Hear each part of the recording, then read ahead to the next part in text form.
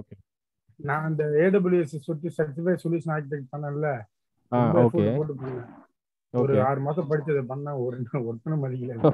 Satish join பண்ணிட்டாரு. Okay. Hi Satish. Yeah, sorry guys. I think some issue with my laptop. It was some connection issue or something. I'm not sure. Okay, I think now I changed. Okay, what I was telling was, if you run your last query ID,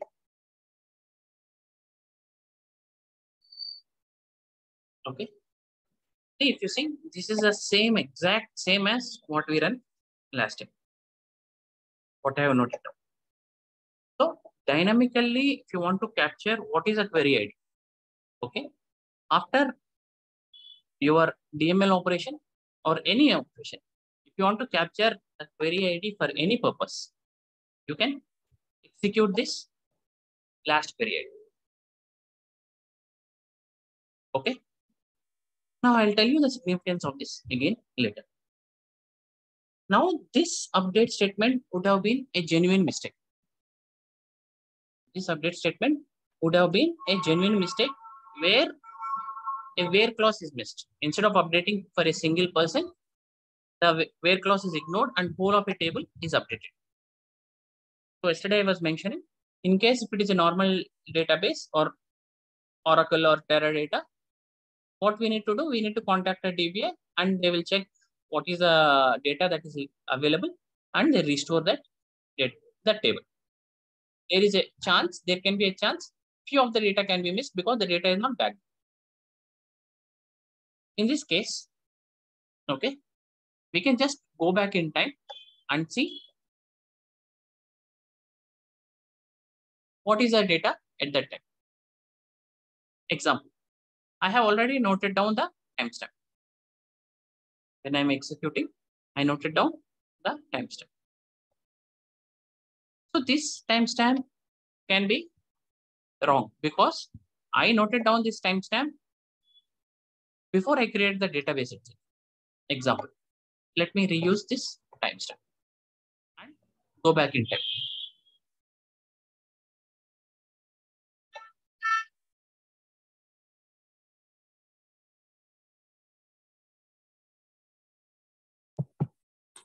Vinod, instead of capturing, setting the timestamp or time zone, yeah, is there any way we can set up at account level?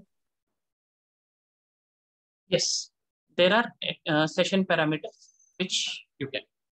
Okay, but it is not compulsory that you click your account. You set it up. Let's say, let me go and check the session parameters, account session parameters.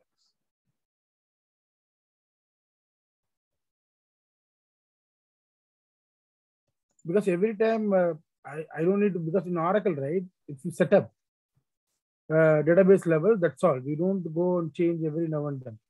If you say, if Wells Fargo is a client, the Wells Fargo won't work in all the time zones. They, even though they work, but their database, everything runs in a single timestamp. They will have maintain everything in different timestamps. Correct. You can, of course, you can set it at, there is a provision to see what is the timestamp, what you wanted to set. Okay, yeah, I will check that. Let me share my screen.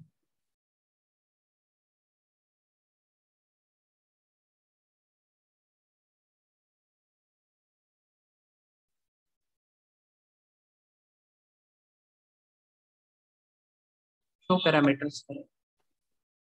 Oh, okay.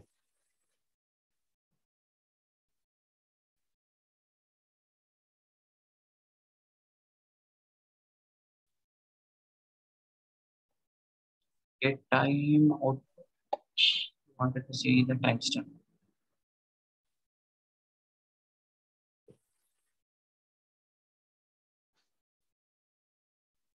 Timestamp input format. Okay, it's an auto. Auto is the New York time it is taking. You can reset it to whatever the timestamp input format. Okay. So once I set it, anytime I log into the account, it will be like that. Correct. If you see, my time zone is America, Los Angeles. Last This is the yeah. timestamp. Yeah, time zone. And Yeah, this is the default. Okay. And what I am doing at a session level, I'm changing. Okay. If you want, you can change it at an account level itself. You can make it as universal time or anything. Okay. Okay. I'll come back to this, how we will be using this session parameters in today's session itself. Okay. Okay.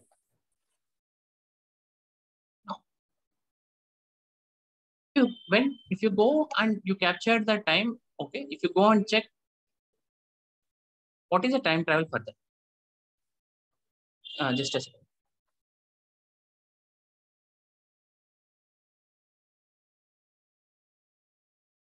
It is good.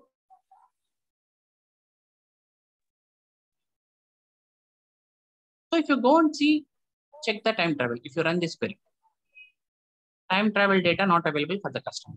That is, at this particular time, customer table itself is not created because I'm selecting what is the data in this table before this time.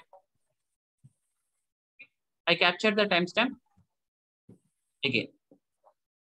Okay, after copying, I captured the timestamp. So let me use this timestamp.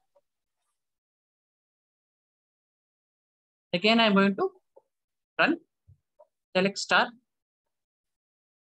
from the table before this timestamp, how my data was.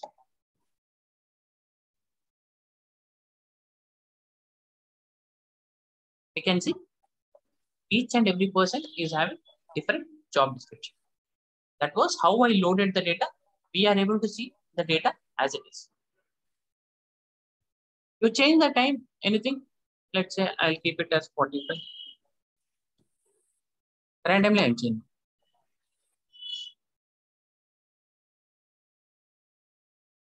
Each and every person is having a Snowflake architect. This is how the data is right now. So you can go back and check any between any time intervals. Now, what is the disadvantage of using this select statement? Okay. You would have captured what is the query ID or what is a timestamp, well and good. Okay. In case if you did not capture what is a timestamp, then you have to go and check in the history. Go to the history.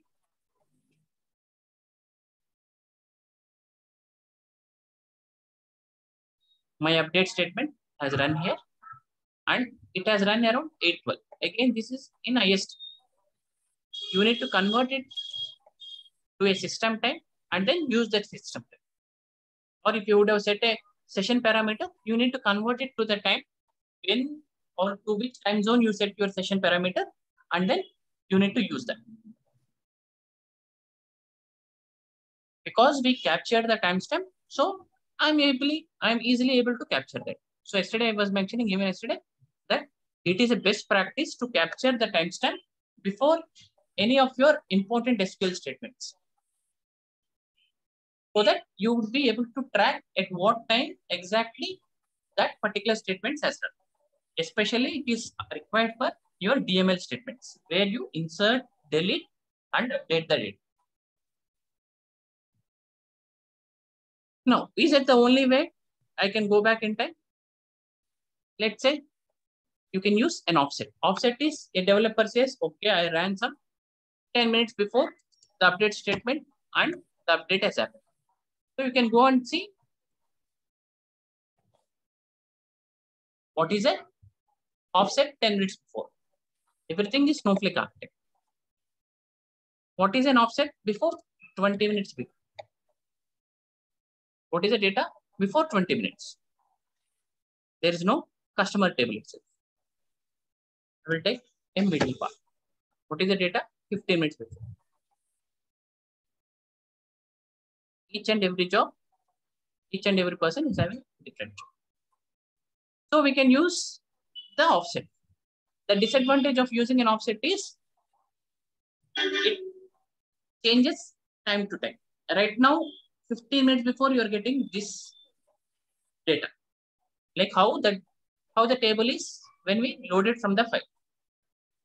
After 5 minutes, we may not get the same result, because it is relative. The offset itself is relative to this current time. After 5 minutes, if we execute this, then all the job can be Snowflake architect. So what is an easier way for us to capture or to go back in time using the query ID? Even as how I mentioned, it's better and it's the best practice to note down or to capture whatever is the current timestamp after every important update or AML statement. It is also needed that you can capture the last query. So we already captured the last query ID. I'm going to use this query ID.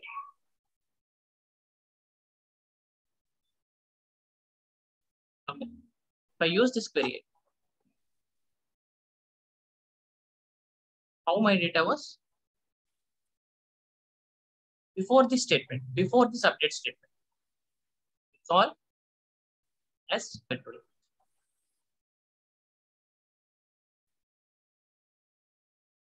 Now, let me update it as Snowflake developer.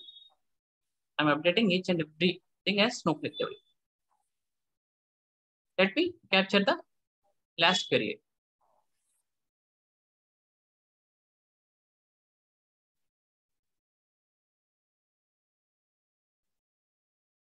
You can see, you just select the data from the customer. Each and every person job would be Snowflake developer. If you execute this before this statement, each and every person's job will be Snowflake architect. If you execute this before this statement, each and every person's job would be different. That is, any number of DML operations you do, we can go back and check each and every version, provided it is within that retention period. What is that retention period? We will see in a few minutes.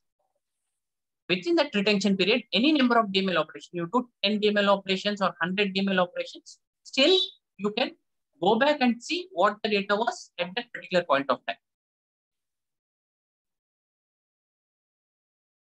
Okay, any questions until now?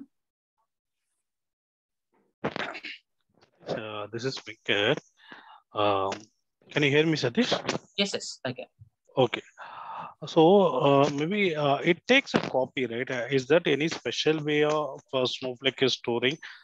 Because see, every data has some maybe GBs or maybe it may be a KB. I think it's something duplicating, right? So is No, there any? it is not taking duplicate. It is not. I will come back to the architecture. For sure, I think you would have heard how the data is stored in a micro partition, but I will again explain you so that you have more clarity on how this time travel is. Okay. Give me a few minutes. Okay, that's my question. Okay, thanks. Now, is it the only syntax you can use at also? There are two. You can use before this statement or at this statement. At this statement, everything is Snowflake developer. Okay. To use before, each and every job is Snowflake architect. So even offset also. At this offset, what is the data? The thing is Snowflake. Similarly, you can use timestamp as well. At this timestamp, how the data is, or before the timestamp. So there are three ways you can select the data: using a timestamp, using an offset, or using a statement or period. How? At that particular time or before that time. At that offset or before the offset. At that query ID or before the query.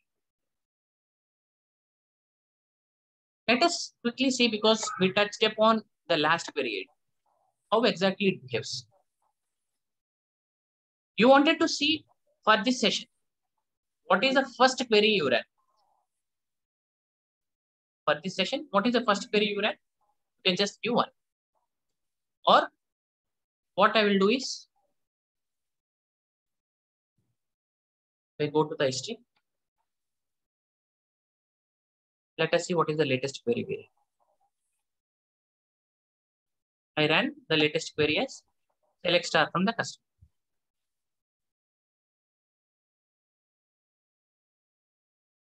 Or I ran this update 1, 2, 3 queries before. 8 to defect. Now, if I want to get this query ID, I already have this. Okay. What I'm going to do? Last query ID minus 3.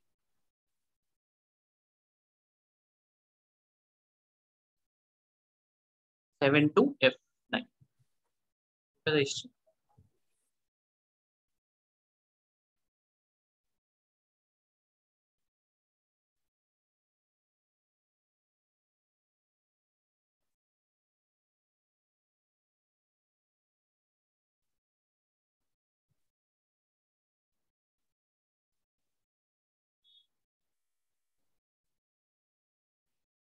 Any day on this.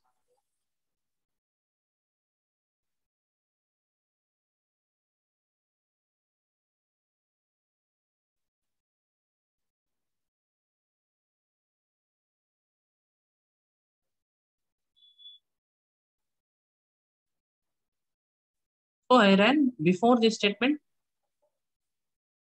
Select start from the customer before. But why is it I'm not able?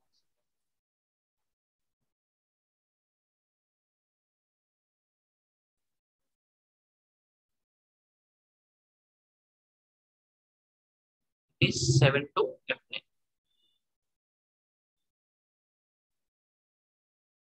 7 to F9. From the, I think I did not get refreshed previously. Before I ran this query, I said 1, 2, 3. 3 queries before, I just got is 7 to F9. Let me see what is the when I ran the update statement. Again, let me go back and check. 1, 2. This is the first. From here, the offset starts. -1, -2, -1, -2, -3, -4, -5, -6, -7, -8.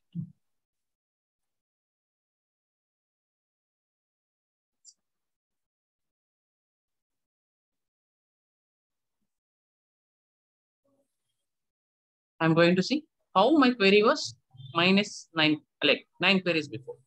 Okay, use this step.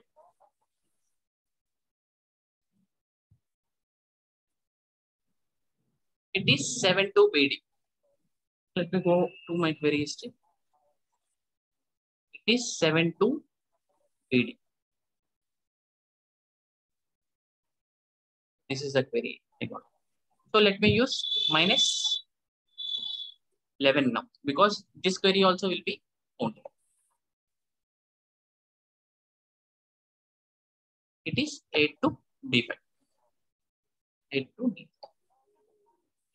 So along with the last query ID, in case, let's say you have run an update, you have run a couple of statements in your batch. Usually in the batch, what will happen? You have a couple of SQL statements you are capturing. Either immediately after an update, you can capture what is the last query ID, which is the best way. Or after an update, you are doing some other thing, and then you wanted to capture what is the last query ID, you can do update minus. So anywhere during your batch, you can capture what is the query ID for your DML operation based on at which query you are capturing the query ID. Anyone has any questions with respect to last query ID? No, I'm good. You mean to say, for example, if you have 10 statements from descending order, from bottom to top, we have to do 1, 2, 3, 4 like that from bottom to top, right? So that all the query ID can be captured. Correct, correct. But as I said, the best practice is immediately you capture, because if you see manually, I was doing. Okay, of course, first time you have to do manually, but Instead of that, immediately after the query, after the DML operation, you just do the last query ID recapture in your output now. Okay. Now, is this the only way we can do the time travel, or what we have done? We were selecting the data before a particular time. Now there are chances that you drop this table itself. In the prod CRM, public, I have a customer table. Let me drop this customer table. Before dropping, confirm what is the data. Now, each and every person has a job as Snowflake developer. Let me drop this table.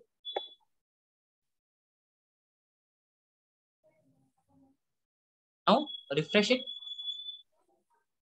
There is no Snowflake table. Sorry, customer table. Then how can you restore? Again, you need not contact a DBA to restore this. You can simply use undrop table.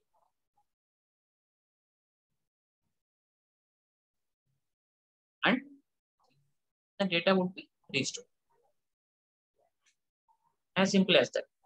There is, and it is a feature you are given for free.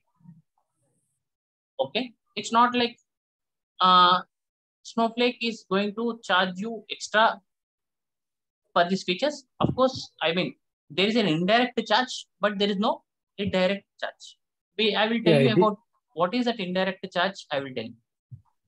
Satish, it is based on the table, right? If it is a permanent table, the charge would be more, and we can go to the time travel up to 24 hours or sometime, right? Correct. I'll come back to that until where we can do the time traveling. Okay. During the last class, if you remember, I talked about different kinds of tables: permanent, transient, temporary. Okay. I did not touch upon what is the difference between transient and permanent. We only discussed temporary was such a special. The difference between transient and permanent is in respect to time travel days and fails, which we are discussing. But at this point of time, it's easier for us, like you can see, by just undropping the table using an undrop command, you are able to restore it. Check the data. You can see that. What happens if you undrop a schema? You can drop a schema. And once you undrop the schema, whatever are the tables associated with the schema will be restored. Restored with the data that was last presented. Refresh. You can see the customer table is restored. If you drop the entire databases, the databases can have hundreds of tables and multiple schemas. You see, prod CRM would be one. You can just using a simple command undrop database, you can restore the databases.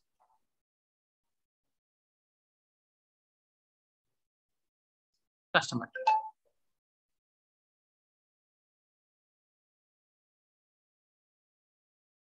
Let me reselect the data because I undropped. What is the undrop the database? Because I dropped the database, right? Okay, you dropped it first and then you undrop the database, retrieving the database. Correct. Okay, so this is a case if something database corrupted, can you retrieve back in Snowflake? No, that is a data retrieval. Okay.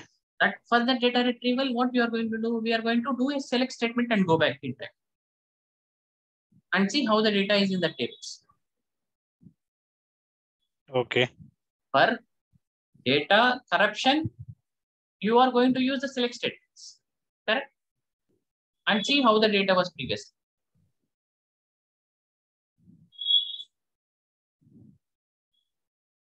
Got it? Okay.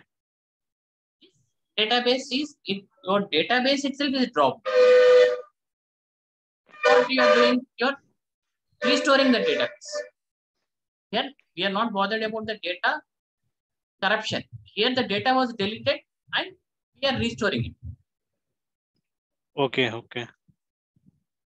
These are two different operations. Okay. Any confusion still? Fine, Satish, you can proceed.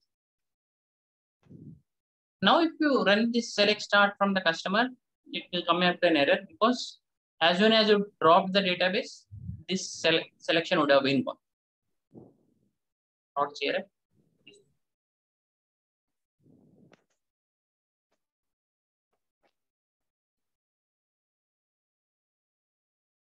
Let us talk about the architecture, like how Snowflake is able to do this time travel, and then I'll go to the concept of zero copy clones. Just resharing my screen.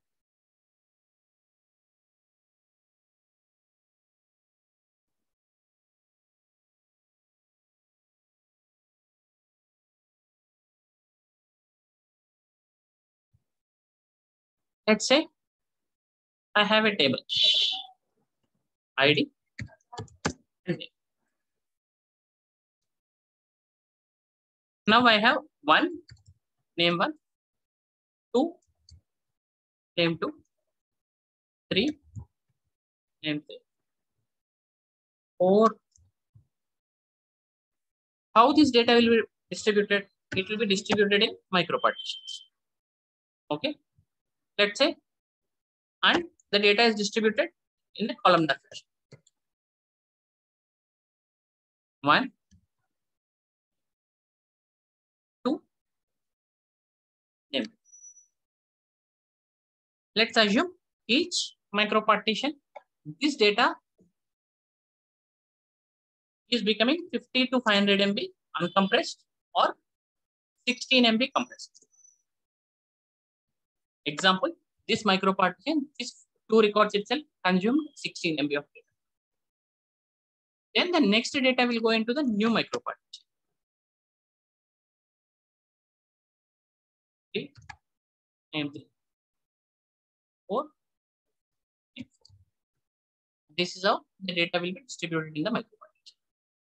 Any clarification needed on this? Are you people aware how the data is distributed? What is the size of the micro partitions? 40 to 50 MB by default, right? Yeah, 50 to 500 MB is uncompressed.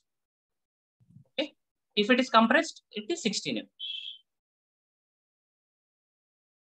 Okay. So, and data is inserted linearly because you are inserting one name 1, 2 name 2. So first that data will be inserted into first micro partition. Then next. Let's say we are inserting 5, name 5. Inserted into a new micro partition.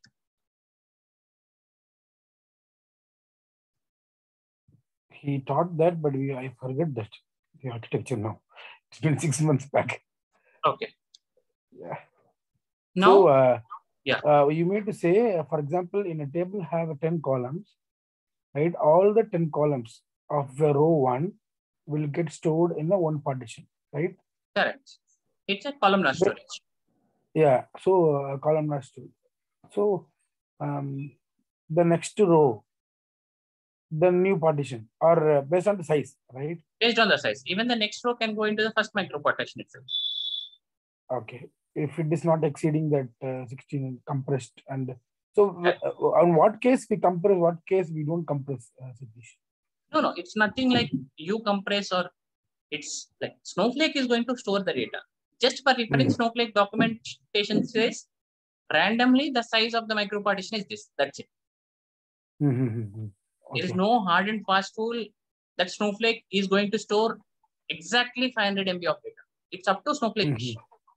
It says that is why it is giving a range. It is not saying exactly this much. But Oracle also stores in a by row, right? Oracle Teradata or row level storages. Snowflake is a column level storage. Yeah. Okay. Let me go and reference that. Yeah. Okay, those are again two different concepts.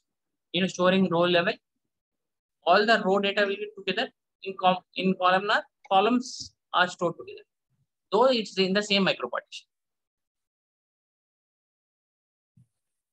Okay, probably if take a look.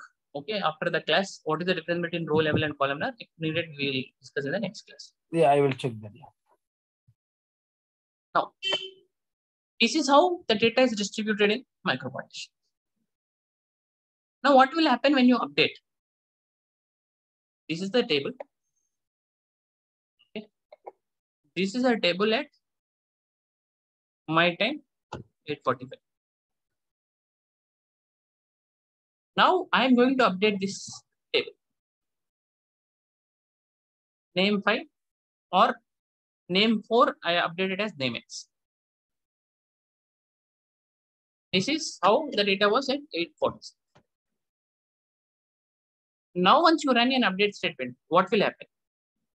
This fourth record will be updated as name X? No. This fourth record will remain as it is.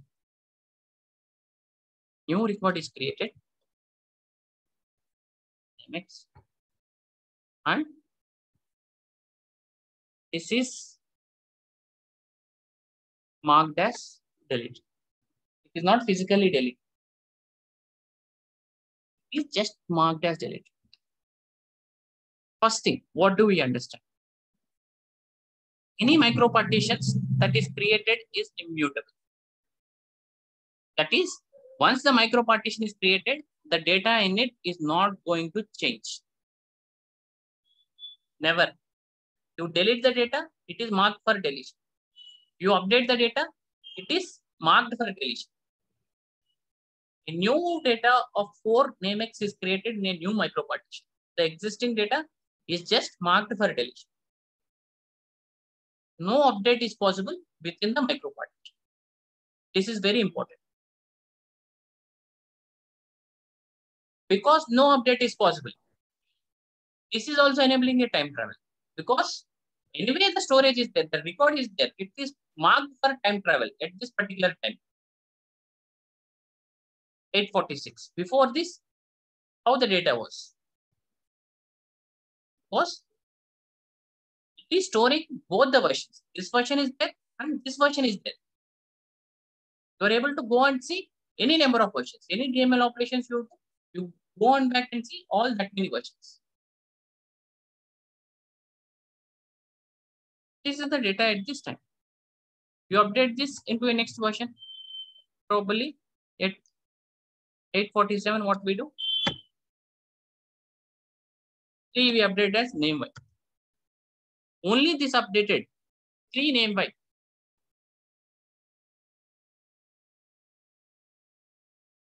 Would be created in a new micropartition,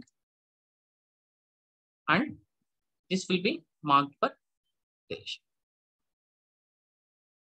And it is marked for deletion at 2 different. This was marked for deletion at 8:47. And whereas this was marked for deletion at 8:47.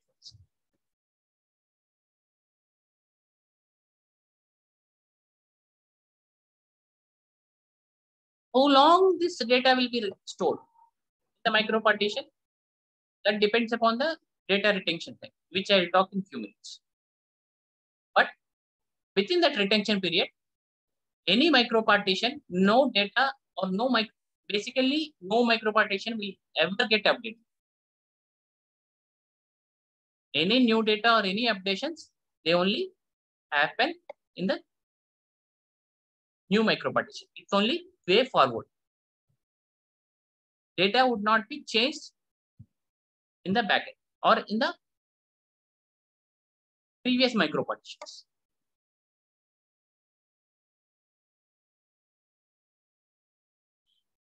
Please, if someone did not understand, do let me know, because this is the base of Snowflake architecture. Yeah, Satish, this is Venkat. So basically, I think maybe they are what do you say? They are taking some copy, right? Copy in the sense, for example, it's not completely deleted. What you are going to update, it's not completely deleted. It's kind of immutable. They are updating some timestamp. Post that they are creating another copy. They are Surely, not maybe. maintaining any copy also. Snowflake is not going to take any copy. No, it's not taking. I'm not telling it's a copy. For example, see, I have a 1 GB record, right? Okay, if you take a 1 GB record and 1 GB record or everything I'm updating. Okay. So by 847, 8046 I updated. Then again, if it's copied, it should be another 1 GB, right? So currently it should maintain 2 GB, right? Correct.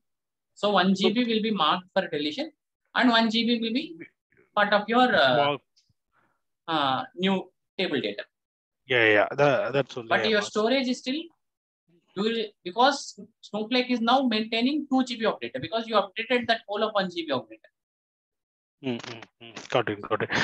Okay, I got it. But little bit is tricky only because you should check all the micro partition and need to check the time travel when it was lastly updated.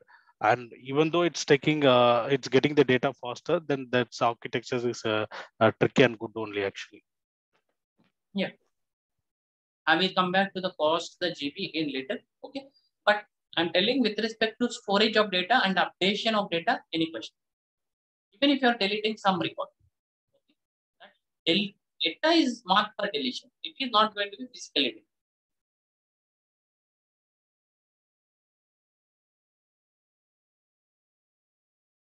Same thing happened when we are doing a time travel. How we are doing a time travel for selection? You wanted to see the data, current data. This is how this data is. If you see whatever are in black will be rated. You wanted to see the data at 846. So you will get name, both record is updated.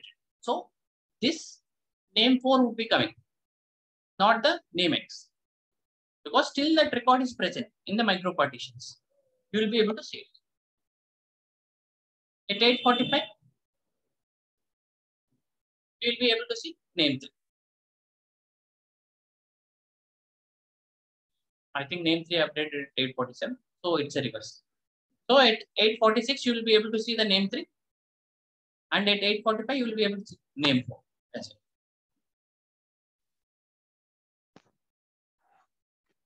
And maybe I want to add one point also, which Abdul also told and asked us. In top to this layer, we will have something called as metadata. So that metadata will decide whether I want to go in this micro partition or not. So for example, there are 4 micro partition now. So only there is a changes in the 2 alone. So when next time it comes, if there is not any changes P1, P3, and P4, it will not just go in also. It directly studies the 2 and go to the 5 actually with the metadata. That is when you're selecting the data, right? In the where clause. That is maintaining of the data, how the data is retrieved, because every micro partition would be associated with the metadata information of the micro partition. Like what is the range of the values? What is min and max? Okay. And how many records are there within the micro partition? Count of micro partitions. But it should it will also have the last updated also, right? That you will not be able to query it. But that Snowflake is going to maintain all this metadata information. Yeah, that only I'm trying to tell. So why is so faster is that so when we put a select, it will, if for example there is changes in 2 alone, it will not come and read the 1, 3, and 4 actually. It will read the 2 alone.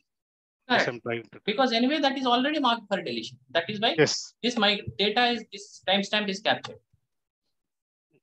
Yes. So again, it will not read the entire record actually. Correct. Okay. So I just for reference, I captured that timestamp. Ideally, it would have captured even that period. That is why we are able to do with the timestamp offset and period. Go back and see how the data is. Okay. Now, let us talk about the zero copy clone. Okay. Hope you understood this particular how the data is being changed when you update and delete. Now there is a concept of cloning.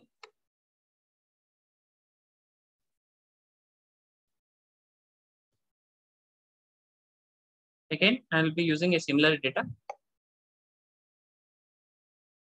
Let me use it only 2 records. Okay.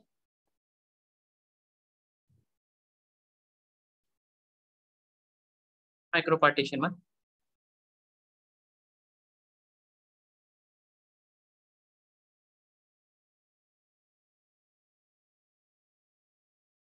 Is how the data is. Let's assume this data is 1 GB of data. Difference I'm saying, this is 1 GB of data. You wanted to take a backup. How we usually do a data backup? We use copy it into a different table. Or I'll call this table as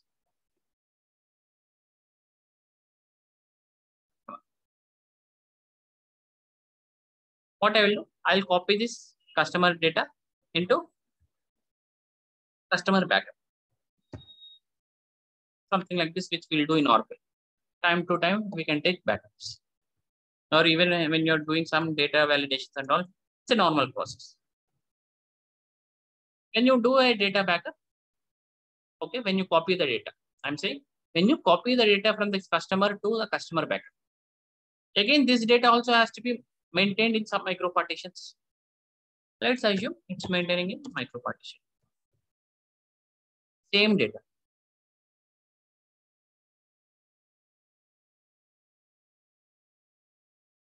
Now this also will take 1 GB of data. Your customer table is 1 GB. Your customer backup is also 1 GB. Now to maintain a same data, okay, you are wasting our storage. Because you are copying, you are using the same data and we are wasting the storage. What Snowflake does, uses a concept of clone. Okay, when you clone the table, I call this as a customer clone. This is with respect to same data. Let me explain with respect to clone.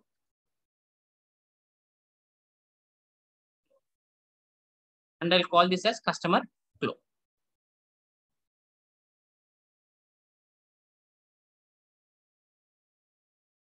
When you clone, the same data will get redistributed, but your storage is going to be only one. Example, previously, if your data is for this customer, the data is within the micro partition. When you clone this table also will refer to the same micro partition. It does not copy the data into the second micro partition. Now, when you individually query, this customer is holding 1 GB of data. This clone is holding 1 GB of data. In the backend, the storage is still 1 GB, not 2 GB. Now, what will happen when you update this? You cloned this. Okay. Let's say you updated name to as name X. Now this, I said micro partitions are immutable. It cannot be updated. So the new update would go into micro partition 2, something like 2. X. Now, whenever you query the customer clone, it takes the second record from micro partition and first record from micro partition. Whenever you query the customer, it takes the data from micro partition. That is, only the second record, previously this first record is linked to both customer and customer clone. Previously, this also was linked to both customer and customer clone. Initially, once you clone. Now you updated this, then the customer clone would be referencing this.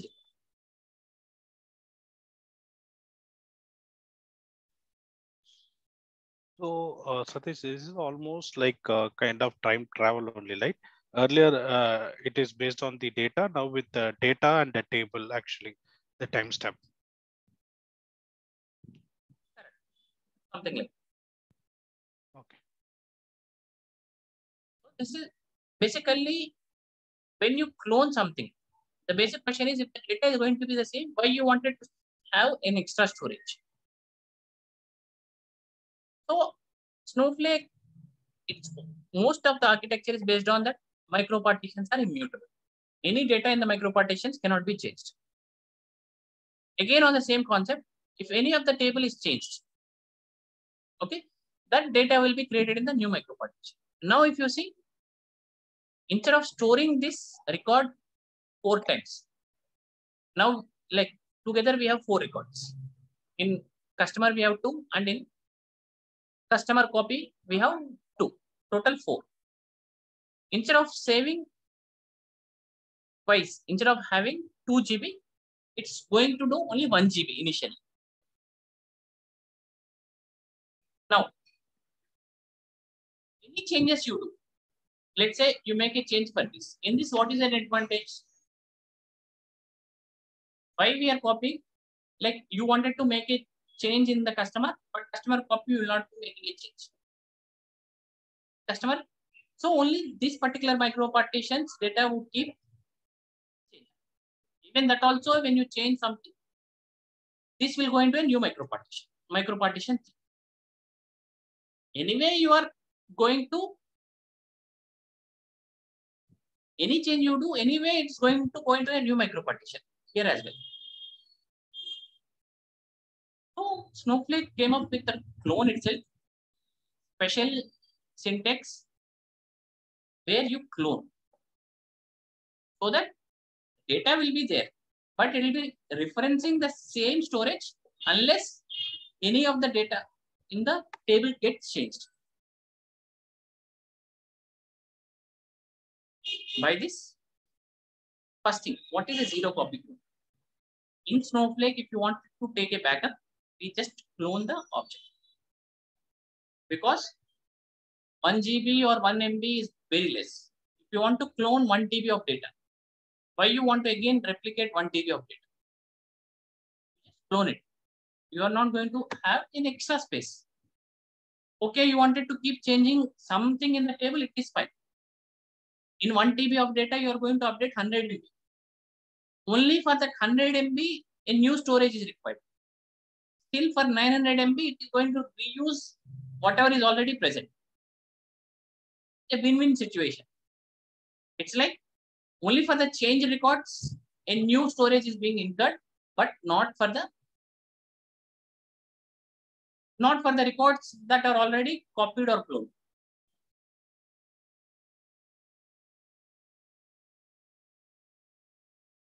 Let us see, and then like how this cloning is done, and then I'll open up for a question.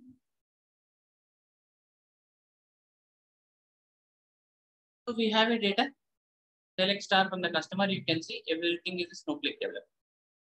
You can create something like select, create a table, customer underscore CL, and you are going to use a keyword clone and the customer.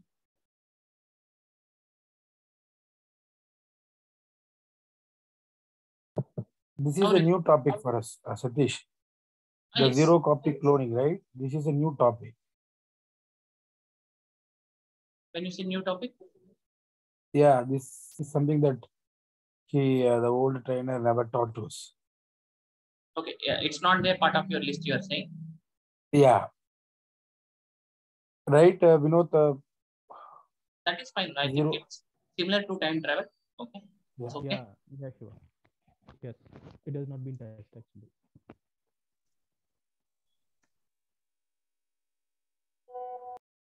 Okay. But this is very important for your, especially for your interviews.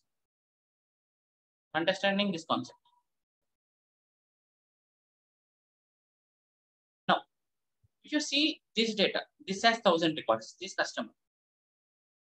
This customer clone also has 1000 records. And see the size. Both are 37.5 KB. But in the actual, the storage is going to be still 37.5 KB.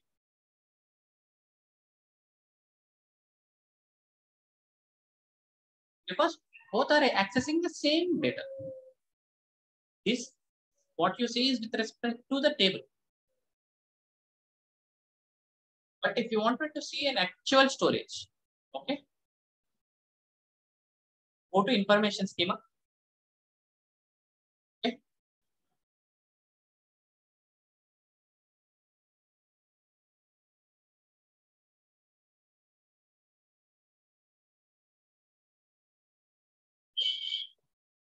Table storage metrics. Okay. Table name. Okay. Whether how much now both the tables will queue. Whatever is the KB of data, both the tables will reflect. But when you go to an account section, okay, there is a space for storage. Average storage used. Here in this section, average storage used. Okay. Both the tables will be consuming only one storage, not two storages. So your average storage used is going to be lesser. It's not going to be of both the tables. It's going to be of only one table.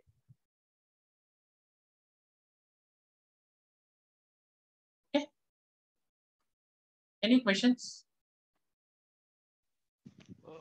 Is that the only I can do one table cloning or multiple tables also I can do from master to child tables cloning? You can do multiple tables. When you say again, when you say master to child, what does you mean?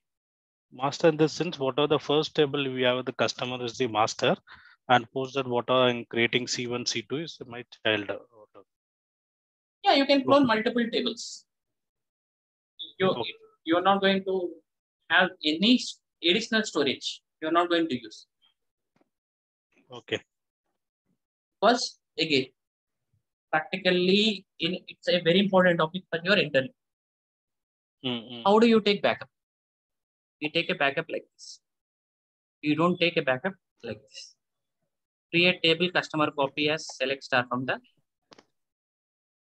Satish, I have one question here, right? For example, today Just a second. I will just complete this particular thing. Now, if you see, when you do this, create table customer copy. Okay, it is also having the same data. 1000 records, 37.5 KB of data. But this hasn't. It is not going to use the already existing data. What it has done? It has created another micro. Created the data in another micro partitions. Now, in this case, you see, cloning is whatever is the 37.5 KB, you are reusing that. You are not creating an extra storage space, but this was creating an extra storage space. And I think this is a normal way how you create a table and you insert the data into that. Never do that in Snowflake. How you take data backups in Snowflake? We clone the tables. Okay. Okay. So yeah, I think you can ask that question. One quick question. When we are doing the cloning process, the grant privileges or the privileges that are associated with the original table will also be reflecting into the clone table, or we have to give. They will be. Okay. So By there is default. no need of manual granting of the privileges again. You need not on the cloned table. Okay. Let me confirm because privileges on.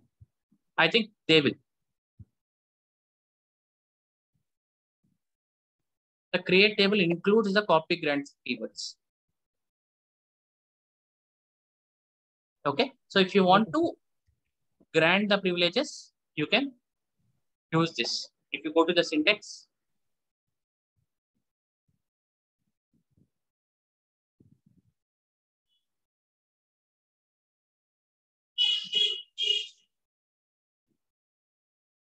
the copy grants keywords are used, then the new object inherits any explicit access privileges granted on the original table.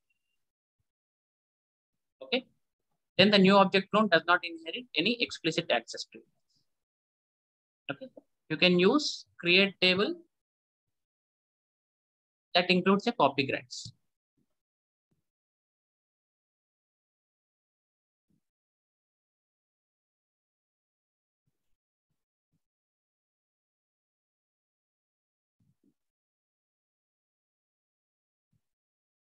So if you see, right, this and all are the ways Okay, create table as, okay, it creates the data, which is not good practice in Snowflake because it is going to use an extra space.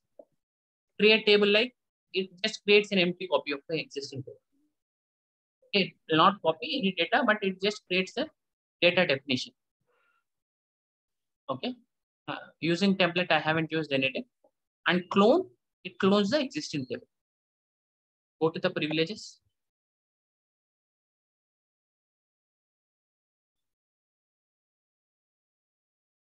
When you clone, you can clone with copy grid.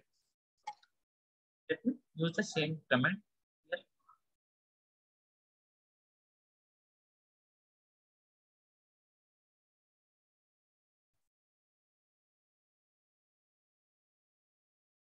Right now, we haven't even touched what are the grants, privileges, and all. Clone.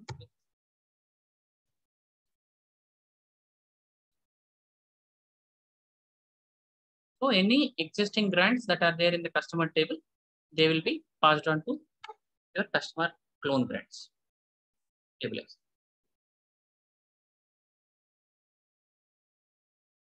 Okay. Okay, sir. Is it clear? Yeah. Yes. Yes, sir. Siva, you were asking something. Yes. Yeah. For example, today I cloned a table from original table. So tomorrow I update the clone table and I update the original table as well. Right. At the same time, I'm updating both the table. Right. But the time I started updating any one of the table, a new partition will keep created. Right. Correct. So whenever I access the clone table, whatever partition that I updated for the clone table, so the table, those data will refer. And what if I do the same for actual table, those partition will be referred right after I deleted updated. Correct. So from the time I updated any one of the table, the new data consumption will start. Correct. Yeah, from that time onward, there is no sharing of the new data. The sharing of new data will never happen, right? Correct. Okay. Okay. Yeah. See, even in the difference, if you see, once you updated first time, once you clone, both this data is referring to both the tables, customer and customer clone. Then I updated 2 to name X.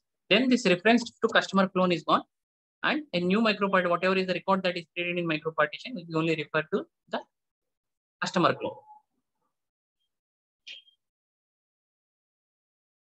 Okay. Okay, got it. This is very useful because that the Snowflake is for the warehouse, right? In warehouse, we don't update the data any frequently, right? Maybe we update only the product dimension table as and when a new product has come or the price has been changed or something like that. That is also rare. But the fact table is a major table. Mostly the fact table never get updates. Very rare, right? All the fact tables is not made for any updates, right? So that case, it will be very useful. Correct. Even if it is getting updated frequently and all, you wanted to take a backup. Sometimes we have an habit of taking a backup daily. Okay, customer clone today, yesterday, like that. Okay. Even when you are taking a daily backups also, it's not going to cost you anything extra, literally.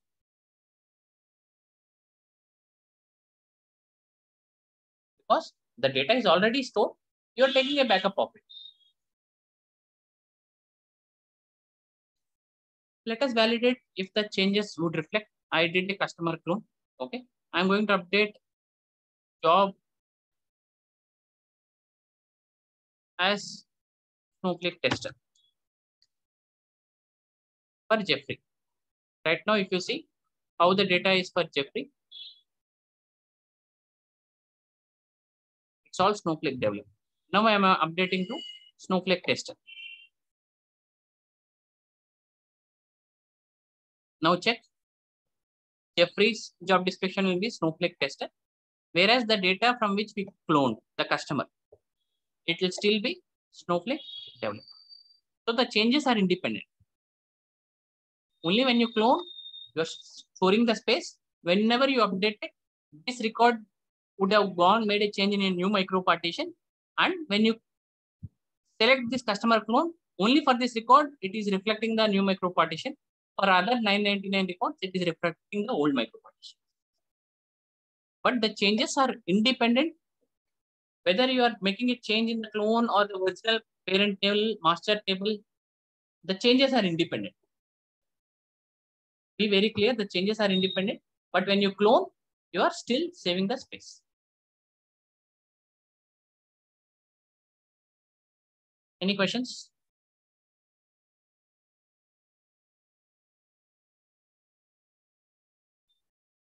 No. So this is called zero copy cloning, right? Yes. Yes. Okay. Cloning, zero copy cloning. Okay. Now, what is an advantage of this? Now, example. We made a data corruption has happened. Okay. You wanted to see how the data was previously. Okay. You are able to go and see the select star. Select star from the table before this particular time. Okay. You are able to see, or before that query statement, you are able to see. Now, would you be able to clone the data at the time? Very much. Because hence, again, I'm going to go to the top. I said I'm going to change this, and whatever are the changes, they were reflecting in the new micropartition. Now, without even, usually what we'll do, you updated this statement. You see, after an updation, you are able to go and see at this timestamp how my data was. At this timestamp, how my data was. You see, every person is having a different job descriptions. Now, the common mistake, what we'll do, we are able to select it. Now, I can create a table and insert this data. Right? One thing is I'm able to go and see how the data was previously. Usually what we'll do, we'll create a table or we'll copy it into a table or we'll insert it into a table, select star from the customer. I can do this or not? All right? Yeah, that is what we do. For example, in the production settings, if something went wrong, something we deleted, right? We will try to back up the table using the previous day, how the data was before a day. Correct. In this case, we can clone it. As of here in this case, clone the table. Yeah. We can clone it using the time travel as well. How I'm going to clone it? Using a time travel. All when you have to clone, that you are going to use the keyword clone. Okay. Let us do the same. We have already have done all this. What I am going to do, I am going to create a tip. Customer dev before time. And I'm going to reuse the timestamp which I have done previously.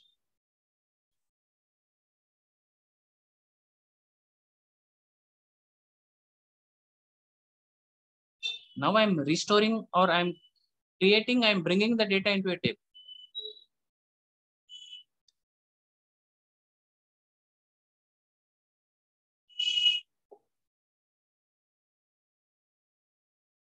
Now check the data here. See, everything is petroleum engineer air broker. And by doing this, again, you are not consuming extra space. You just clone the table, okay, with the data that was previously present.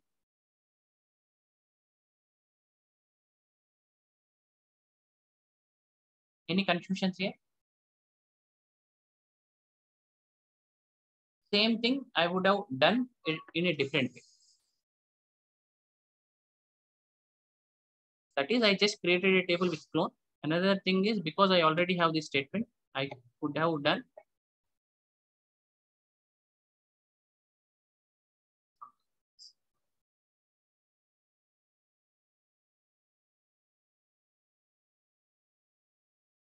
just a second.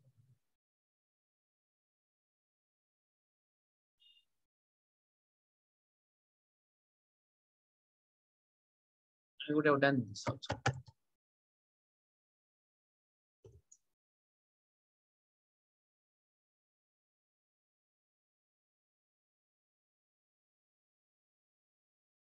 Table customer dev.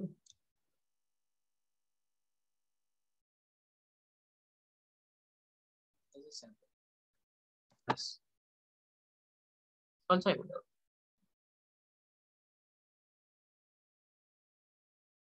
Now both these tables will have the same data before time and sample. But this is wrong process. This is right. I'm using a clone. That is, whatever is a change data is already there in the micro partitions.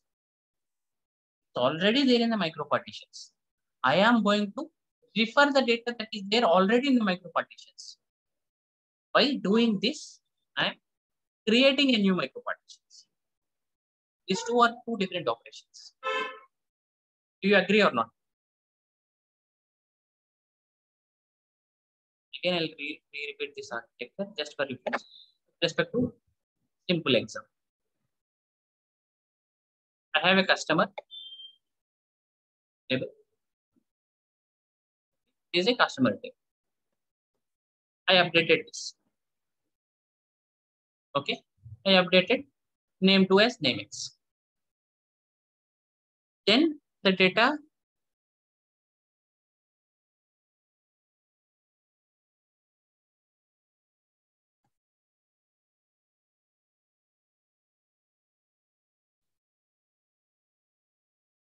is the customer.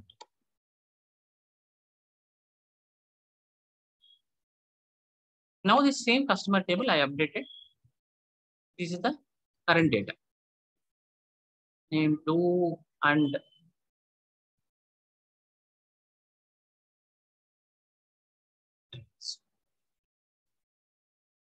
for all this is the same customer data. I updated this.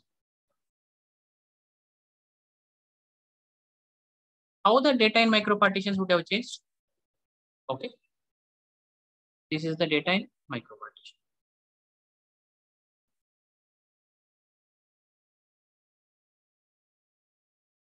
Now, once I updated, the data would have been changed like this.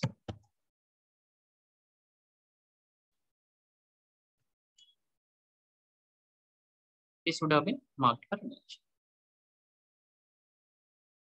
Now I wanted to clone to how the data was like this. Now, if I use this copy statement, I'm able to do a time travel. At this particular time, how I'm able to do this time travel. I'm able to see how the data was like this. Now, if I copy this, what will happen? Again, a new data would be created in micro partition 3, something like 1, 2, M1, and this will refer to customer dev sample, and this data will refer to customer.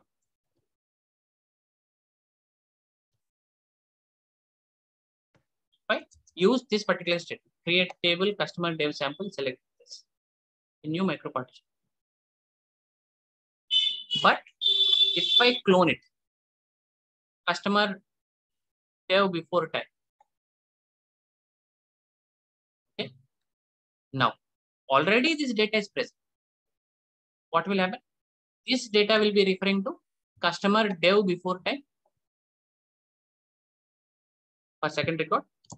For along with customer, it also refer to customer. You see, we are referring to by cloning and doing a time travel. We are not using an extra space. We are reusing the space or reusing the data in the micro partition that is already present. Is it clear?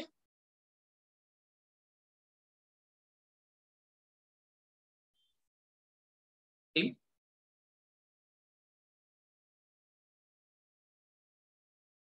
Venkat, you know. Yes, Satish. It's clear, Satish. Yes, sir. Very important to revisit because cloning is very important. As I'm saying, it's very important for your practical purpose and for your interviews.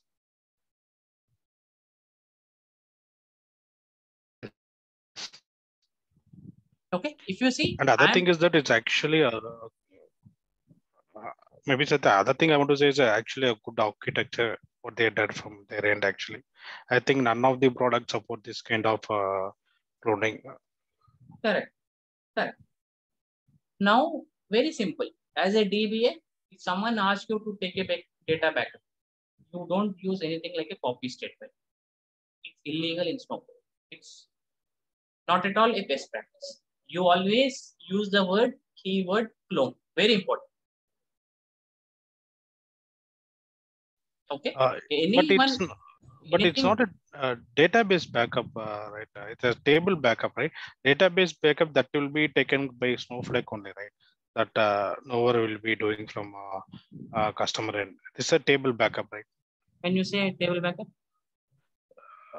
You're doing whatever you're doing. Cloning is a table backup only, right? It's not a database is nothing but collection of table. you can clone the database, you can clone the schema, or you can clone the table. I just referred only table. You can clone the entire database. Okay. Create database, whatever is the database name you need to, and just clone it.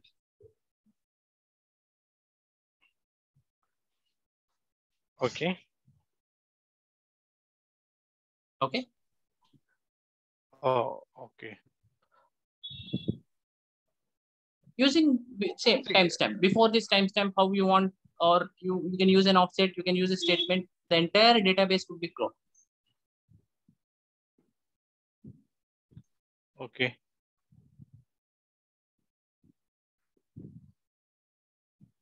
Okay, got it, Satish. Okay. So when you say the entire database can be cloned, right? So for example, if I have a database which contains different tables, transient, permanent, all these tables, right? If I try to create a database clone as of last week, but if my tables is not supporting the time travel of 1 week, let's say the transient table, how can I take it backup of the entire database? No, if you're, and again I'm saying time travel using this command, whatever I have done, right? Because it is supporting within my time travel period, I'm able to clone. If it is outside the time travel period, you will not be able to clone this particular statement. It applies for the database also. It will be applicable even for a database. So when you, let's say when you are doing the on a database, only the tables that are within the time travel period will get cloned. Others will be again ignored. Okay, yeah. Because ideally, database is nothing but collection of schemas. Schema is nothing but collection of tables. At the end, when you are not able to do at a table level, you will not be able to do at a database level. Only for that particular tables. Maybe Satish, I could not get this concept of what you're trying to tell. Maybe within the time travel in the sense within the 24 hours or yes, within the 24 hours or within 90 days. I will tell you that. My next part is that probably you will understand it more. Okay. Now, in the last class, we talked about different kinds of table: transient, permanent, and temporary. Let us see what is the difference between them.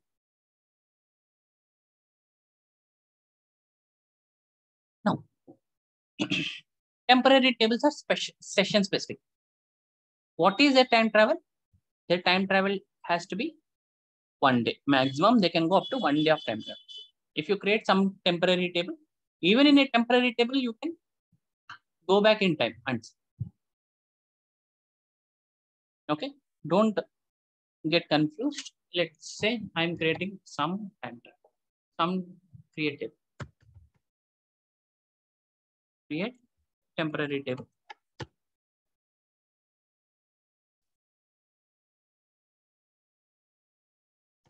Test ID.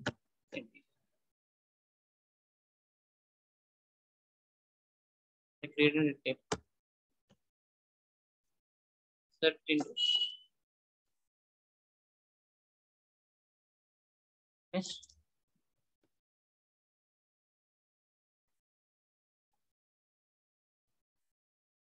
Values and this. I have a test table. It's a template. Noting down the query ID. Is that what I'll insert a new record. Value.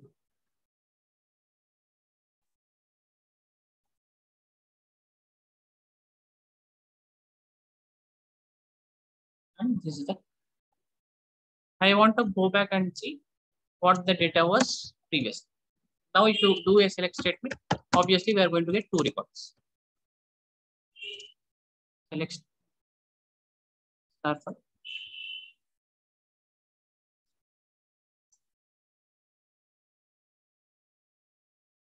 I'm able to see two records. Do a time travel. And just copy the.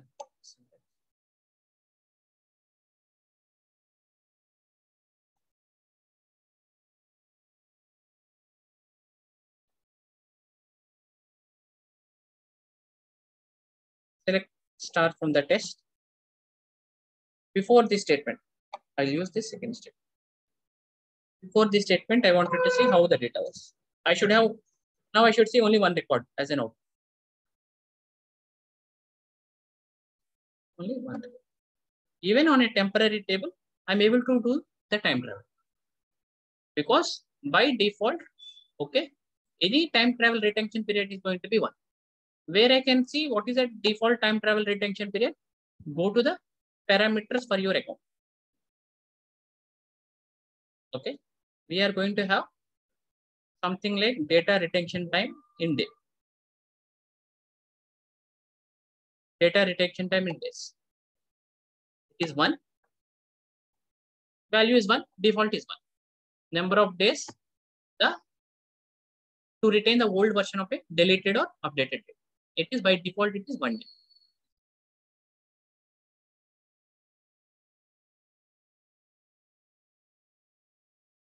Just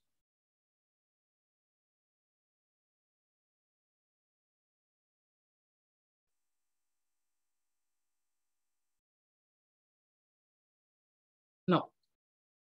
Same thing is applicable whether it is a transient table, temporary table, or permanent table.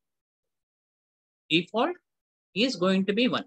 It can be one of the question in your interviews or in your Snowflake core certification.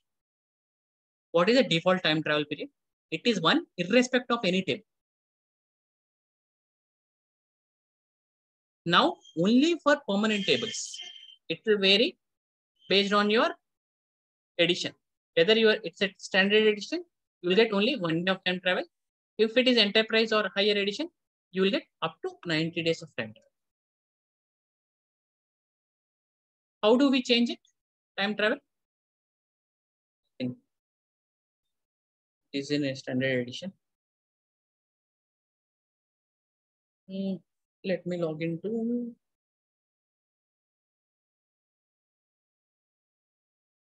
I'll do this on standard edition because for standard edition itself, the default is 1 day of time travel. Now, if you wanted to change this, alter account, set data retention time in days is 3. If I execute this, the maximum allowable retention time is 1 because it is a standard edition. Let me see if I have some enterprise edition. Just a second.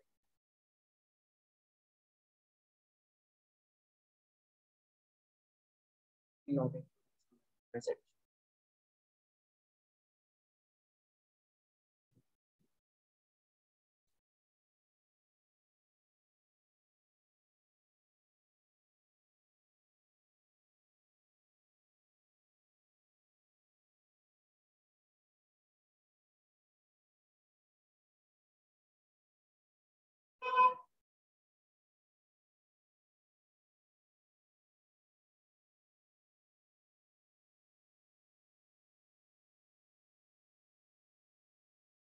I don't have any enterprise edition. If people are having any Snowflake account on enterprise edition, then I would be able to show you. Okay. Now what happens when you change it? You would be able to change this particular parameters if it is an enterprise edition. Okay. Let's say you are changing at an account level. Then a keyword account would appear here, something like this. Okay. Account ACCOUNT, and default is going to be the one. If you change it to 3, this is going to be up to 90 days. You would be able to do if your account is enterprise edition or there, and the information would change like this.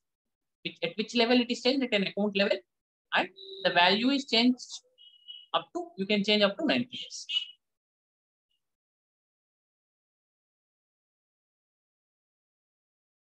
That is what we say. We can go up to 90 days. Can we have a 0 day? Yes, very much. You don't want to have any time travel. You don't want any. At an account level, let me change the setting to 0. Data retention time in days to 0. Again, see, show the parameters for account. Now you will be able to see data retention time in days is 0, and at which level it is set at an account level.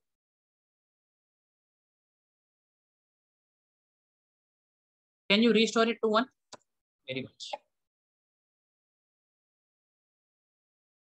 Can you have your data retention time, your account set to 1, but your particular any database is set to a different number? Very much. Example, if you see data retention time in days, 1. Default is 1. Previously, because you changed the settings at an account level, this has come. Else, your default option. This was your default option once we check.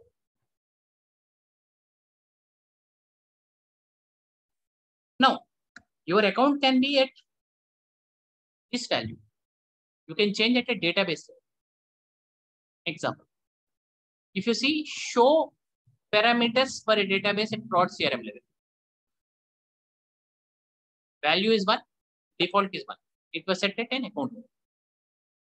Can I alter the? There is one more database for us. Let me see ingest data also. Ingest data retention time is also going to be 1 because your account itself is at 1. But I don't want to take any data packs for prod CRM. What I will do, I will alter prod CRM, set the default database.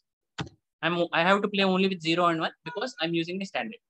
If you are using an enterprise edition, you would have played up to 90. That's the only difference. Now check what is the parameter of this database, prod CRM. Value is 0.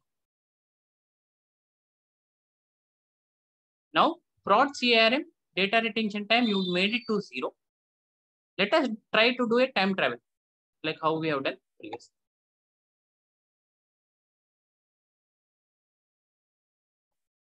See, now I am not able to do a time travel. You set that to 0. That is, you would no longer be able to go and do a time travel.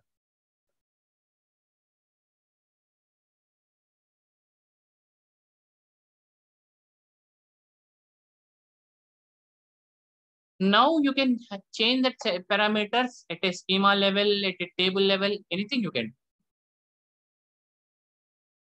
Or what again I'll do is I will alter database prod CRM data retention time to 1.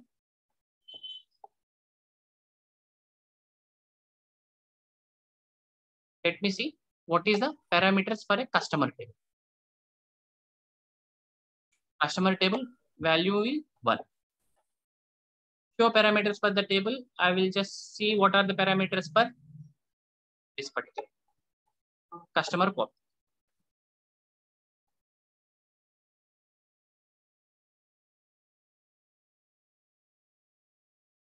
Now only one table you will change. Let's, Tim, you're able to hear me? Yes. Yes, Satish. So alter table, I'm going to change customer copy, set data retention time to 0. Only this particular table. Because I don't want, I feel that this table is not important to me. I don't need any data retention. Now, see the parameter for customer copy. It is going to be 0. And your customer is going to be 1. That is, you would be able to do a time travel for customer up to 1 day, but customer copy you will not be able to.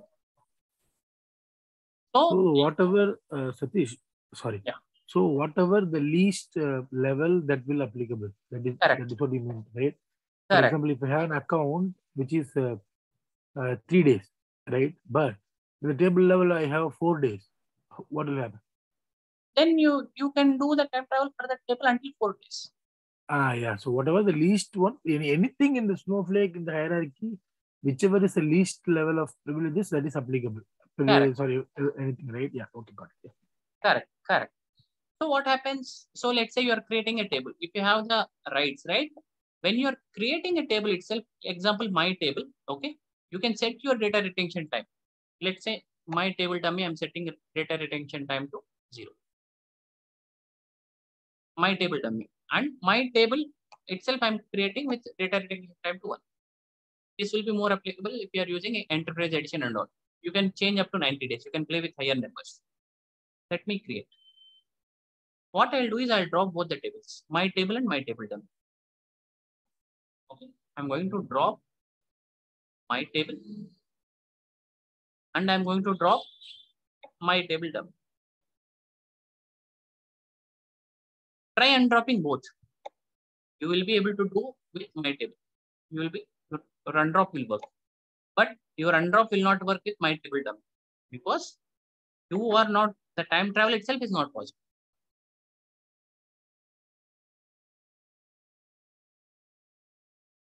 Because it is outside the data retention time. You mentioned when you're creating a table, I don't want any time travel. You don't want to retain that. Once you drop it, you are not able to undrop it. It's outside your time travel retention days.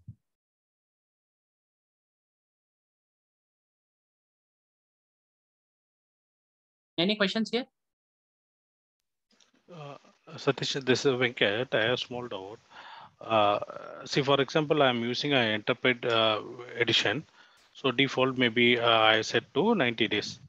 Okay. But without knowing, I updated to 0 days.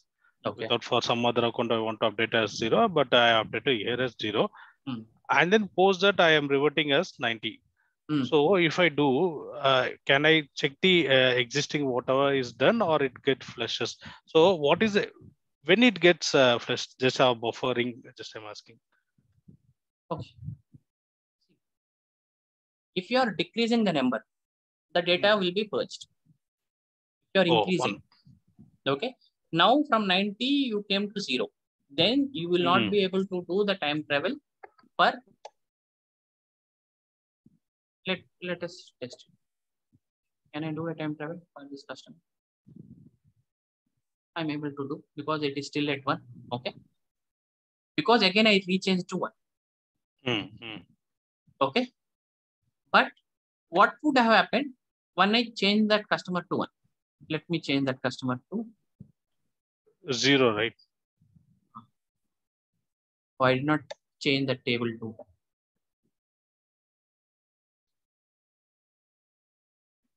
I'm going to change that customer to 0. I did not change it. I'll change the customer to 0. Now let me try and rerun the same query what I ran. This customer can't be there. Okay. Now try again resetting to 1. If you see, I'm just playing around. Now the big question is whether I will be able to see the data. My guess feeling is you will not be able to see that. I can be wrong also. You are able to see. So probably this did not delete the data. or because the data was available, you are able to see there are certain rules for time travel. If you go to the documentation,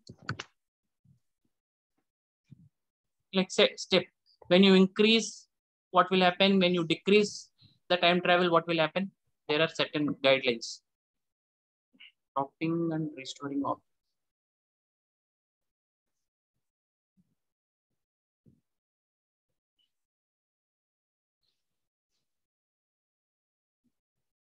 Enabling.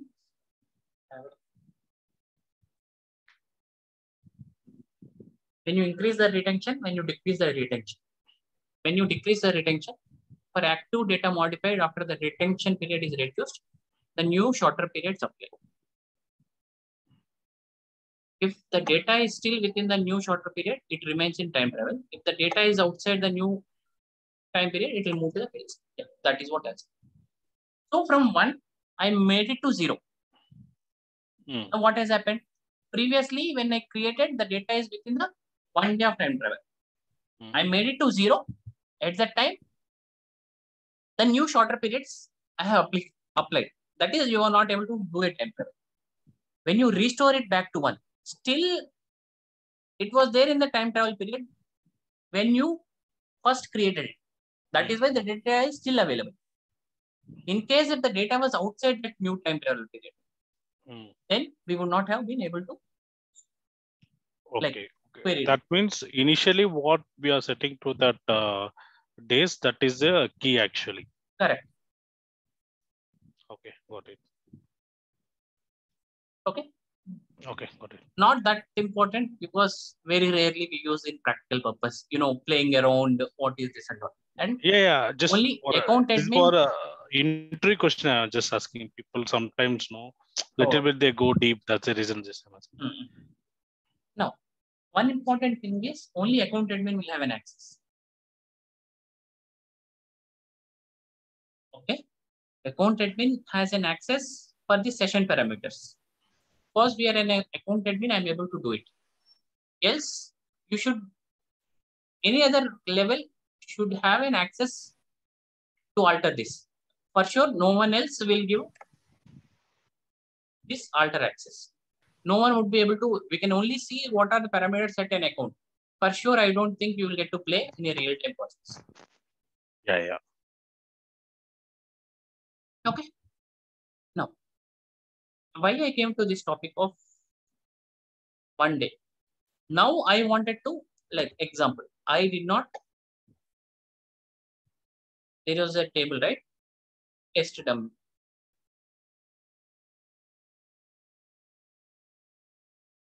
My table dummy. Now I am not able to restore it. When I'm undropping, it is outside my time travel period. Now, is there any way I can get this data? Very much. You are not able to do with any query after the time travel retention period. Now I set it to 0, so you're not able to retrieve it. For 7 more days, you would be able to retrieve this data if it is a permanent table. Of course, we created a permanent table. Create table, it is going to create a permanent table. You need to contact the Snowflake customer support. This table would have been backed up for next 7 days. They would be able to restore this. That is called a failsafe.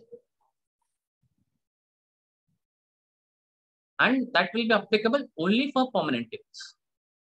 If the same table you created it as a temporary table or a transient table, even first thing is your undrop did not work for permanent because we set data retention time as 0.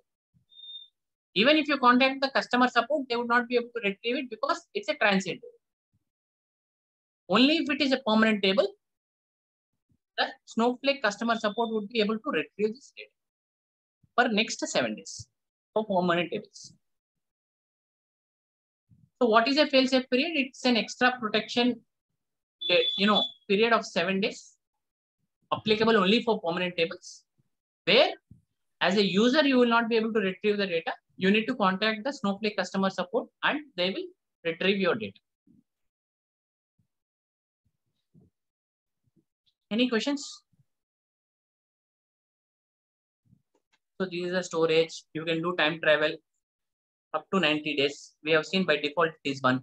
Only for enterprise editions, only for permanent tables, or enterprise or higher, you can go up to 90 days. Else it is by default for all the tables, it is 1. Then outside this time trial period, there is a fail-safe period of extra 7 days for permanent tables.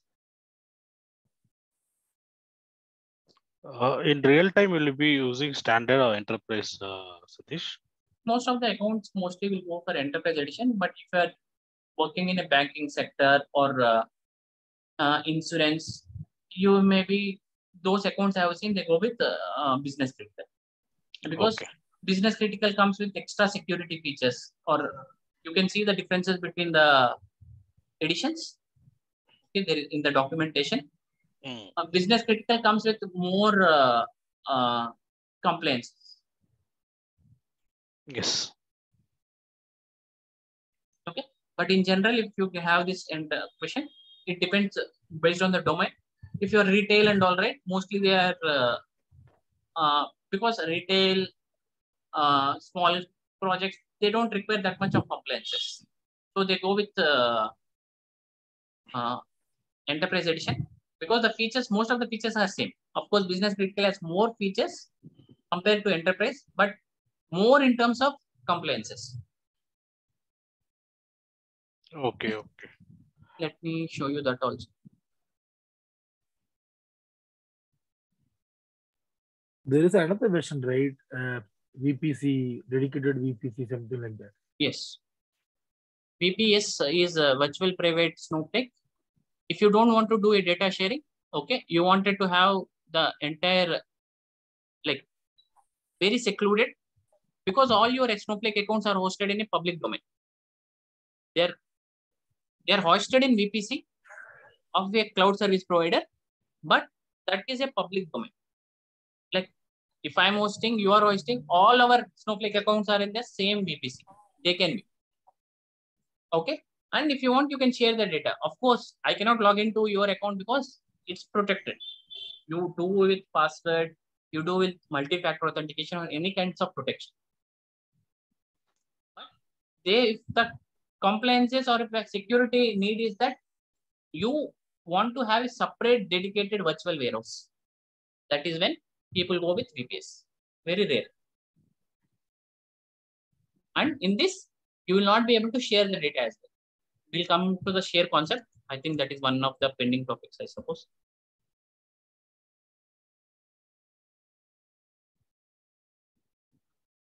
Share, I think then share you would have already covered. It's no, there is share. I'll talk about the share. Now, if you see, all the features, major features you get in enterprise are similar, but you have something related to compliances, PCI, HIPPA. Okay, this kind of compliances you get it in enterprise place, or this is also called business.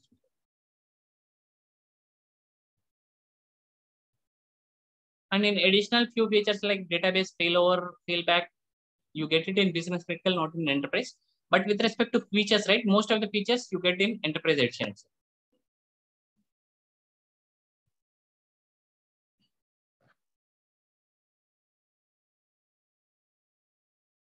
Okay. So everyone understood how time travel will vary and what is a fail-safe period?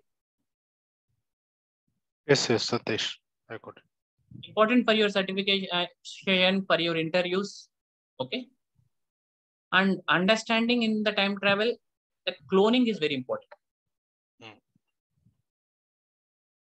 Okay. For sure, there will not be any interview where they don't touch upon clones.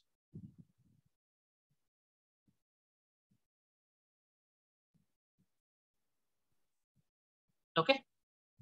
And this chart is important for your certification purpose. Fail-safe, possible for only permanent tables. Now let us talk about the practical ways. Now in a practical, if you're implementing a Snowflake solution, now you have the authority. Is it a critical? Okay. In data warehousing, we go across multiple layers. If you are using that table for an intermediate loading for a staging purpose, Why is that you wanted to create a permanent table? You can go and create a transient table, right? Because you don't want extra protection for it. Because you're loading the data from the file into a table, and from that table, you are copying into another table. The table you are using only for staging purpose or a dummy purpose. You don't want a protection for that kind of a tables. Why you don't want protection? Whatever is the failsafe that is happening, you are being charged extra. You go to your Snowflake account. You go check your account, your storage. Along with the total, you see the different stages, different storage, database, stage, and failsafe. Because I'm creating a permanent tables until now, you can see there is a failsafe storage. For that extra 7 days, Snowflake is charging you. You create one table. Example, I created right now my table dummy. This is 0 GB, so no problem. What if I created the table of 1 TB and I dropped immediately? Still, Snowflake will charge you for this 1 TB of data for next 7 days. Outside that retention period time. Your failsafe period starts only after the time travel retention period. Understand? Failsafe period starts only after the time travel retention period. If your time travel is for 1 day, let's say I created the table dummy, 1 TB of data. I created with, or my table. I created with data retention time as 1. Then I inserted 1 TB of data. Then I dropped this. Immediately, I inserted 1 TB of data, I dropped this. Now, from today until tomorrow this time, you will be able to retrieve this. And after tomorrow, if you do an undrop, it will not work. But from tomorrow for the next 7 days, Snowflake will be able to restore the data. But you are being charged for the total time. You drop today immediately, but you are being charged for tomorrow and the next 7 days as well. How you are being charged for the next 7 days? That you can see here in the account section of failsafe. Okay, and within the database, you will be charged for the tomorrow as well. It's not that you are dropping the data, that table is not going to incur any charges. It is going to incur the charges based on your time travel retention. Data retention time in days. So even in the transient table or temporary table, once we create the table, a table, so we will be charged for 1 day if Correct. it is a default, right? Correct. Unless we put a 0 for transient tables and temporary tables, we will be charging for 1 day, no matter Correct. we use it or we don't use it. If we create, gone. Correct. Yeah, okay. That is why for transient and temporary, they give a minimal. Of course, I don't think temporary, it's like waste of even having a time travel. Because it's only session specific. But understand the batch cycle. You created some temporary table. Okay. Now, as long that session is active, if you wanted to go and refer to some data that has already been updated, you can do within that session.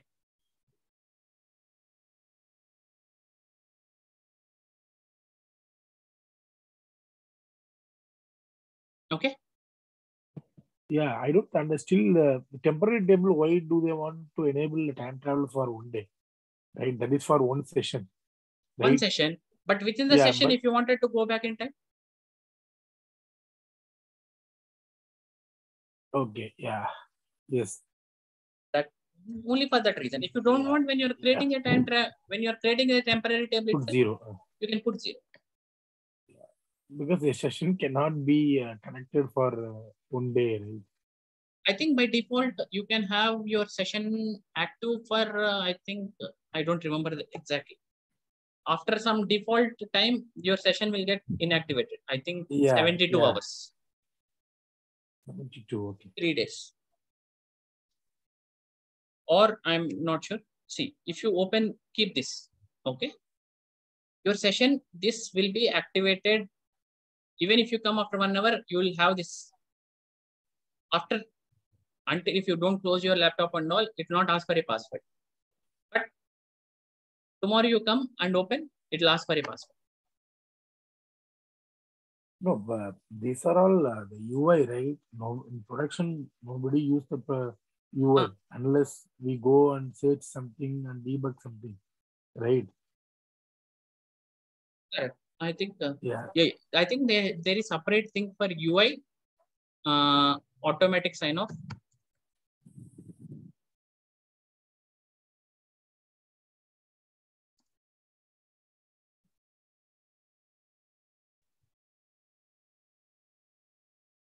We call this I don't. Let us see if you have anything in the parameters. There is some sign off time.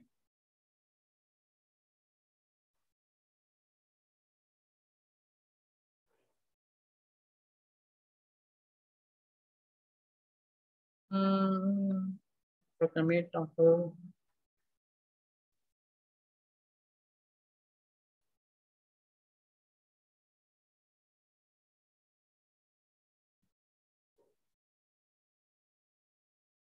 Client session keep alive. Heartbeat frequency. I'm not sure what exactly are these parameters. Somewhere we will be able to control these parameters. I don't remember exactly what exactly is a parameter, but there is a parameter for that. Something in between that one. So, number of seconds to wait while trying to lock a resource before timing out and about. No, not that.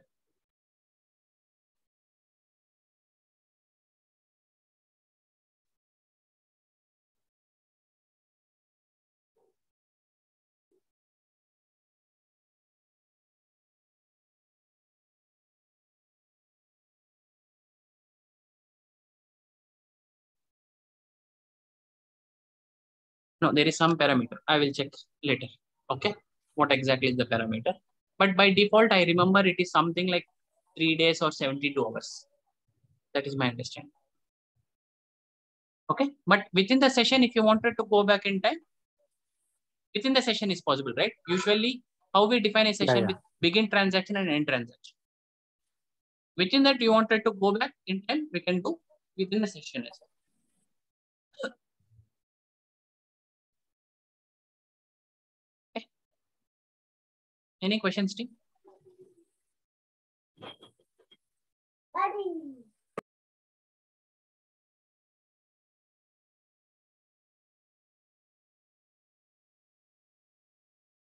It's good, Satish. So you're based out Chennai, right, Satish? No. I'm based out in Hyderabad, not in Hyderabad. Oh, okay. But you are from Chennai, native Chennai or Hyderabad? No, Hyderabad. Oh, okay.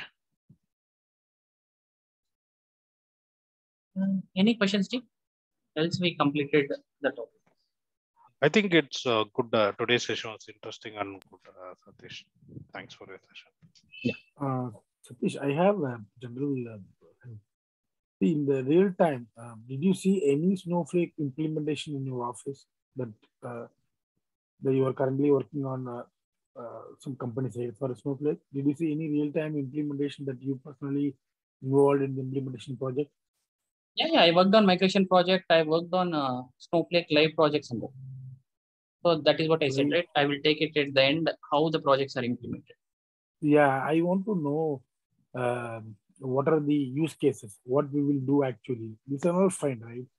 But when we do a real-time migration of actual warehouse, on-premises Oracle warehouse to cloud, Snowflake warehouse, right? What are the things they actually do? Because here, every interview is like that scenario. What you have, what you are doing, what you migrated, how did you migrate, what are the tools you used, what are the problems you faced. I want to know something more of those kind of steps, Satish. Sure. At the last class, for sure, I will touch upon how you, because you wanted to project yourself as you have done the migration, I will show you and I'll give you a reference to a document, go through those documents. Yeah. Okay. What are the steps you follow?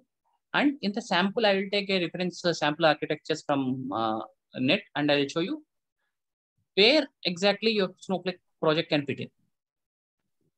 Okay. It gives you, because that is very much needed for your interview, because the first question any interviewer would ask is, what is the kind of work you have done in Snowflake? Yeah, that is what any interview, right? And that is the question which you should be prepared based on your knowledge. You should, if you worked on Oracle, then you can tell Oracle to Snowflake migration I have done, and from then I'm doing a development project. Then the question comes, what did you do in migration, or what is the development you are doing? Once you set up the, once you know the environment architecture, then you can say that this is the work I am doing. Yeah, that is what all the question interviews are. Simply nobody will ask what is time travel. Correct. What was your problem? Once they touch upon that, once you tell this, then to test your Snowflake knowledge, then this process starts. What is zero copy clone? Whether you have used time travel? What is an architecture?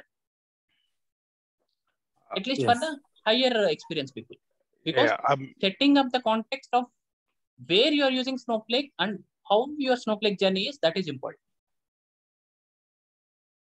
Yes, to add to Shiva is that exactly they asked at least we should be prepared 2 projects at least how we are doing and end-to-end process actually. Correct.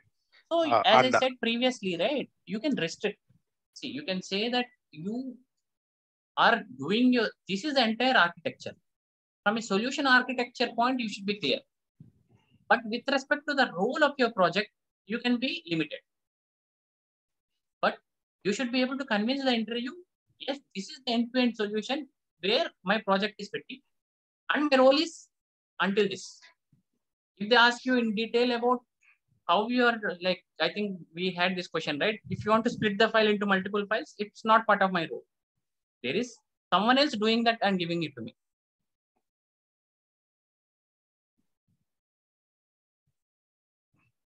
Yeah, in US, that is also not possible.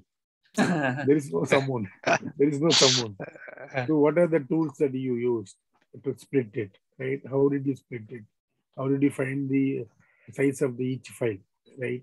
Those all, everything will be, if you say something, right, it will be entirely that you are responsible, right? Oh, okay. Yeah, if you say, we have in the warehouse, we have moved to a cloud, Snowflake, right? Why did you move? They will ask, what are the architecture you followed? What are the tools you used to move? How did you copy data from Oracle to database warehouse? What are the approach you used? What are the transformation that earlier you were using? I used Informatica. Okay, what are the tools now you are using? So Informatica, if you say, so what kind of Informatica you are using? So Informatica Power Center, is it support? Does it support Snowflake connector? How you connected with the cloud? That the entire thing they will ask. It is not that go answer entry questions and clear. Correct. See, at the end, right, my understanding is, first thing is, we should have the story around our Snowflake journey. What is that we know? What are our strengths? And we have to have a story ready when we go to the interviews. Because either you talk about migration project or a development project, you will have everything integrated with what you know. And we have to stick to that story. Now, once we stick to that story, then we need to prepare ourselves for the interview saying what kind of questions will come around that. Okay, anyway, that is fine. I think sample implementation for sure I will touch, and what references you can make use of them. Okay, and of course, based on that, if they go in specific to informatica and all, that even I can't answer, or anything outside the Snowflake. But if you are going to get such questions, I think you should be prepared. Or we should minimize the way how Snowflake interacts with other systems. You should have that architecture. Okay. Yeah. Okay. So my question was, what did see, initially you say migration project, right? Satish. Hmm. So on premises to my Snowflake migration project. Definitely, the existing ETL tools what they are using that should support the Snowflake also, right? Correct. So how did they go for the migration? Did they change the tool? See, again, it depends upon, see, when you go for what we call pre-sales thing, right? What you get is any project we are going to do as is architecture, how the system is right now. And you give 2 to 3 options of how the system can be. In that one option, how the system can be, you give reference to the same tool. And another option you give is you change the tool itself.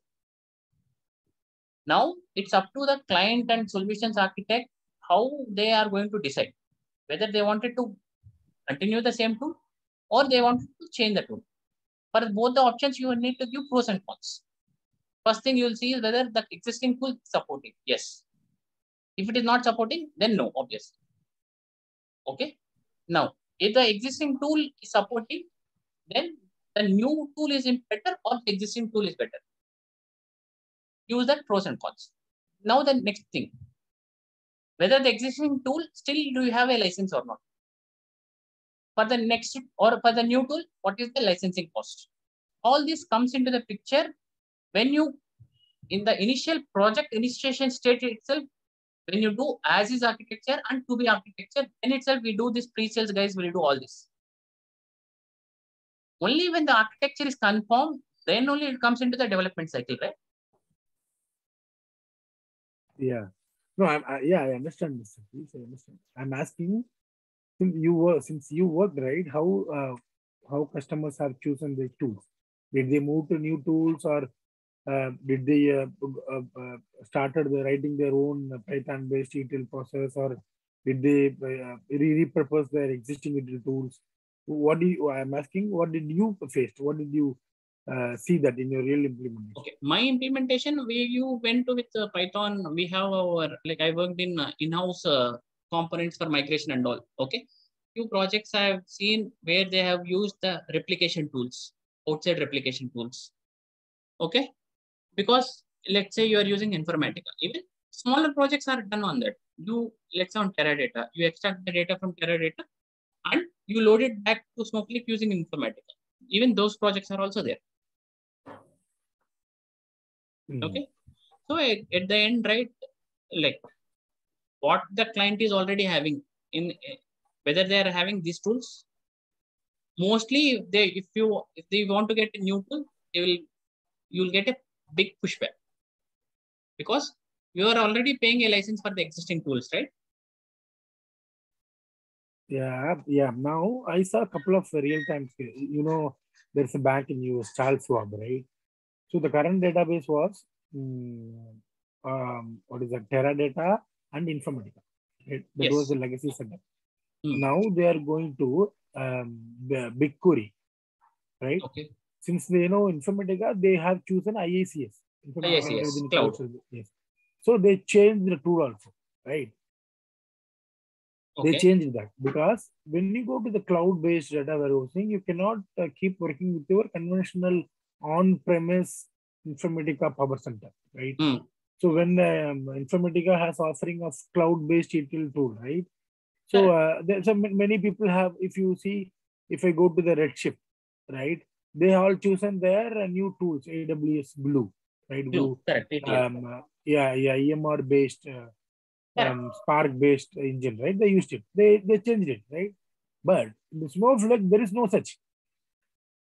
They can use anything. They can use IACS. They can use Data Factory, Azure Data Factory. They can use even Power Center, right? We can use for Snowflake. Power Center should have a Snowflake connector, right? Correct. Power Center should have a Snowflake connector, and I think Power Center still supports Snowflake connector. We have the Snowflake connector. Go to the ODBC, JDBC. We need that mostly for Informatica Power Center. We need that ODBC connector. I think it's available in the net as well. Just check the documentation.